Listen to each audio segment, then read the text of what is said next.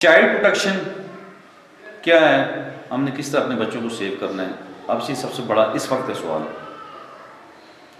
ہمارے وقتوں میں تھوڑا پیچھے ہم 25-30 سال پہلے 40 سال پہلے چلے جائیں تو میں ابھی شہجاد صاحب سے اوپر چائے پہ بھی یہ ڈسکس کر رہا تھا کہ اس وقت خطرات تھوڑے ڈیفرنٹ تھے۔ اس وقت جو خطرات تھے وہ شاید اتنے وہ اس طرح کے نہیں تھے کہ جن سے ہم فوراً کہہ دیتے جس طرح آپ خوف و راس پھیل جاتا ہے۔ تو اب کچھ چیزیں بہت زیادہ اس پچھلے 5-10-15 سالوں میں بہت خطرناک ہمارے درمیان آ گئی ہے۔ موبائل فون کا استعمال آپ بخوبی جانتے ہیں، اگر اسے مثبت استعمال کریں تو یہ بڑا کرامت چیز ہے۔ دنیا جہان کی نالج، دنیا جہان سے کوآرڈینیشن، جو گھنٹوں کے دنوں کے کام ہوا کرتے تھے وہ اب منٹوں میں ہو رہے ہیں۔ ان چیزوں کی نسبت ہم دیکھ رہے ہیں۔ ہمیں کوئی ٹاپک ہم پڑھا رہے ہوتے ہیں یا کوئی ہائی کورٹ میں کیس کر رہا ہوتا ہوں تو کوئی اتھارٹی مجھے اگر چاہیے تو میں فوراً اس پہ کلک کروں گا تو یہ مجھے اتھارٹی دے دے گا نکال کے۔ آسانی بھی بہت ہے، لیکن اس سے منفی استعمال جو ہے نا میری بہنوں اور میرے بھائیوں، یہ بہت زیادہ خطرناک ہے۔ اس نے ہمارے بچوں کو مزید مشکل میں ڈالا۔ دیکھیں ہم بڑے ہیں نا، ہمیں تو کچھ پتہ ہے نا چیزوں، ہمیں تو تجربہ ہو گیا، 25-30 سال ہم نے زندگی گزار لی، 40 سال گزار لی، 50 سال گزار لی، تو ہم نے جو چیزوں دنیا کو دیکھ لیا تھوڑا سا، ہمیں تو پتہ چل گیا یار کہاں برا ہے کہاں اچھا ہے۔ اگر زیادہ نہیں بھی پتہ چلا تو کچھ نہ کچھ تو ہم نے فوراً اپنے آپ کو ڈیفینس کر رہے ہوتے ہیں۔ لیکن ایک بچہ ہے 5 سال کا، 8 سال کا، 10 سال کا، وہ کس طرح اپنے آپ کو، اپنے خطرے کو کس طرح پہچانے گا؟ اس لیے ہم نے اس بچے کی مدد کرنی ہے۔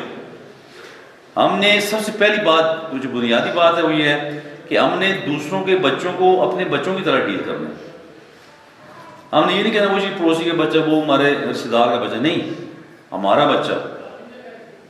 چونکہ آپ کے بچوں کو میں نے اپنے بچے سمجھنا ہے اور میرے بچوں کو آپ نے اپنا بچہ سمجھنا ہے، تو تب بات بنے گی نا، تب ہم سارے بچوں کی حفاظت کریں گے نا۔ تو اس لیے بہت باریکی سے ہم نے اس چیزوں کو دیکھنا ہے۔ بچوں کی پروٹیکشن محض سکولوں میں جسمانی سزاؤں کا خاتمہ نہیں ہے۔ بچوں کی پروٹیکشن اس وقت بہت بڑا ایک سوال ہے اور بہت زیادہ خطرات ہمارے سروں پہ منڈلا رہے ہیں۔ آپ روزانہ دیکھتی ہوں گی کہ ٹی وی پہ ڈیلی آ رہا ہوتا ہے، اخباروں میں آ رہا ہوتا ہے، موبائل پہ آپ ویڈیوز دیکھتی ہوتی ہیں، فلاں جگہ بچے پہ تشدد کیا گیا، جنسی تشدد کے بعد بچے کی ڈیڈ باڈی ملی، بچہ غائب ہو گیا، بچی کی ڈیڈ باڈی ملی۔ وہ جو زینب قتل کیس تھا، جو قصور میں بچی زینب کو بے دردی سے مرڈر کر دیا گیا تھا، ہم نے ایسا ماحول بنانا ہے کہ ہم اپنے بچوں کو اٹ سیلف بچے ہمارے اس قابل ہو جائیں، ہمارے گھروں کا ماحول، ہمارے محلوں کا، ہماری بستیوں کا، قریے کا ماحول ایسا ہو جائے کہ خود لوگ سینسٹائز ہوں کہ ہم نے بچوں کو کس طرح بچانا ہے۔ بات لمبی ہو جائے گی۔ بہرحال حالات اس وقت ایسے ہیں کہ کچھ ایسی چیزوں نے ہمارے سروں پہ آپ کے خطرات منڈا رہے ہیں، ہمارے سروں میں خطرات آ چکے ہیں کہ جن کا ہم نے بڑا ہوشیاری سے مقابلہ کرنا ہے۔ ان میں سے ہم نے تمام نیگیٹیوٹیز کو نکالنا ہے، پازیٹیو چیزوں کو سامنے لانا ہے، ان کا استعمال بچوں کو بتانا ہے، اپنے ارد گرد نظر رکھنی ہے، اپنے اسکولوں میں، اپنے کالجز میں، اپنی یونیورسٹیز میں، اپنی گلی محلوں میں اور اپنے گھروں میں۔ اور اس میں اگر بچوں کی رائٹس کی بات کروں تو دین اسلام نے 1400 سال پہلے ہمیں بتا دیا تھا کہ ہم نے عورتوں کا کس طرح خیال رکھنا ہے، ہم نے بچوں کا کس طرح خیال رکھنا ہے، غلاموں کو کس طرح ڈیل کرنا ہے۔ غلامی کا خاتمہ کر دیا گیا۔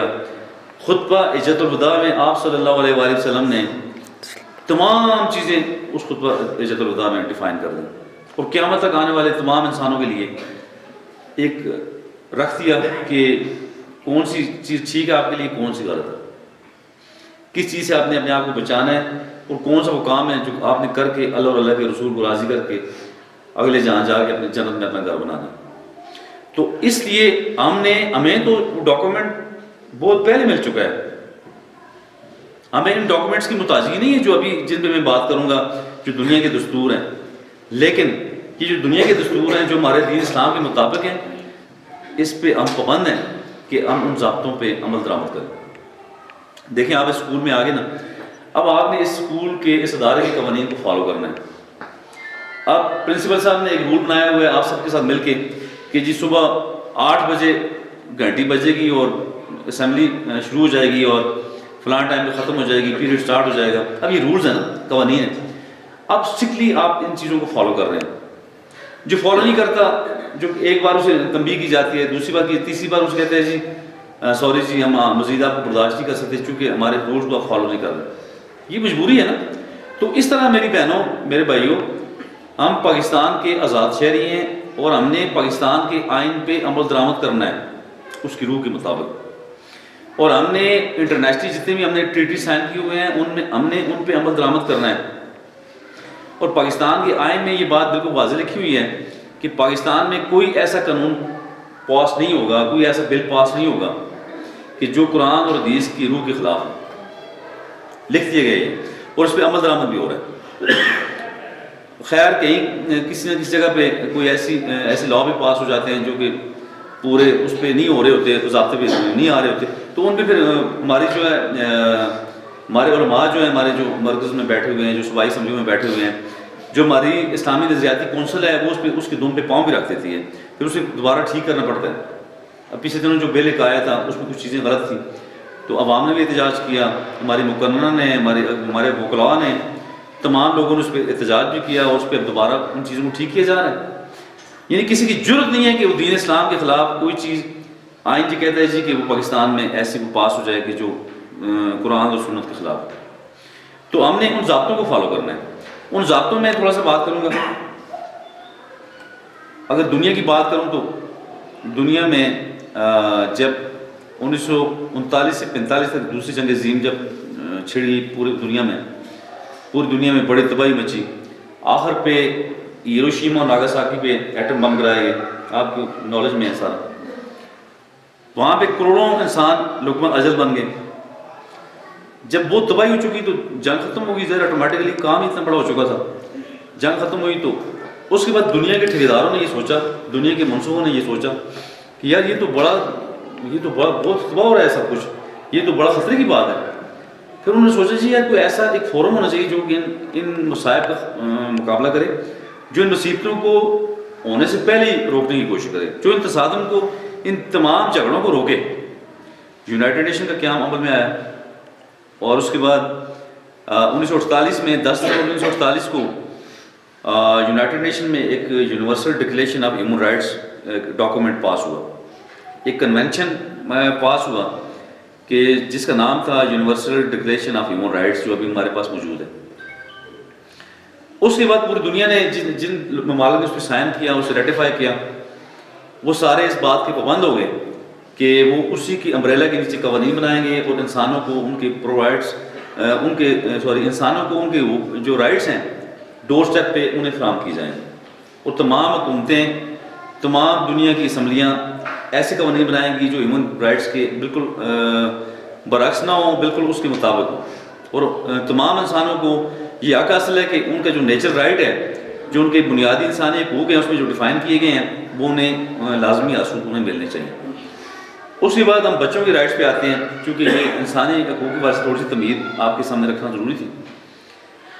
اس کے بعد بچوں کے رائٹس کے حوالے سے بات ہوئی، مختلف ہمارے جو سوسائٹی کے سیگمنٹس ہیں، خواتین ہیں، بچے ہیں، بعد میں اس طرح کنونشن ہمارے یونائٹڈ نیشن میں پاس ہوتے گئے۔ پہلے 1954 میں ایک یونائٹڈ نیشن میں ایک جو ہے نا ایک بل، ایک کنونشن، ایک ڈاکومنٹ پیش ہوا بچوں کے رائٹس کے حوالے سے کہ جی دنیا میں بچوں کے بھی رائٹس ہیں، اور بچے بھی بڑے ہوتے ہیں، بچوں کے بنیادی بالکل رائٹس ہیں، وہ انہیں حاصل ملنے چاہیے، اور ان کی پروٹیکشن یقینی بنانی ہمارا فرض ہے، ہمارے فرائض بھی شامل ہیں۔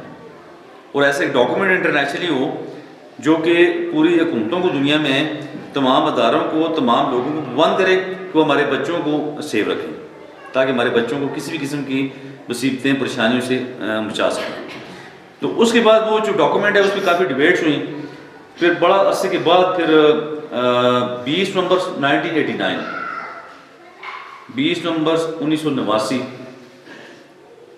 یہ وہ دن تھا جب یونائٹڈ نیشن میں اس ڈاکومنٹ کو پاس کیا گیا۔ یہ ڈاکومنٹ اس کا نام کیا ہے جی؟ اس کا نام ہے جی UNCRC۔ UNCRC سے مراد united nation convention on the rights of the child. یہ وہ ڈاکومنٹ ہے میری بہنوں، میرے بھائیوں، کہ جو ہمارے بچوں کی پروٹیکشن کی بات کرتا ہے، پوری دنیا میں بچوں کو مصائب سے، تکلیفوں سے، مصیبتوں سے بچانے کی بات کرتا ہے، اور ہر قسم کے تشدد سے بچانے کی بات کرتا ہے۔ اور اس ڈاکومنٹ پہ ہمارا جو پاکستان نے جو سائن کیا اگلی سال یعنی کہ 1 سال کے اندر ہی پاکستان اس کا سگنیٹری بن گیا 1990 میں. پاکستان نے اس ڈاکومنٹ کو ریٹیفائی بھی کر دیا, سائن بھی کر دیا اس پہ, اور لگ بھگ پوری دنیا نے اس پہ سائن کر دیا. اب پوری دنیا اس کی سگنیٹری ہے سوائے 2 ملکوں کے, اور پوری دنیا نے اسے ریٹیفائی کیا ہے, اور پوری دنیا اسی کی امبریلا کے نیچے لاز بنا رہی ہے اپنے اسٹیٹس کے اندر.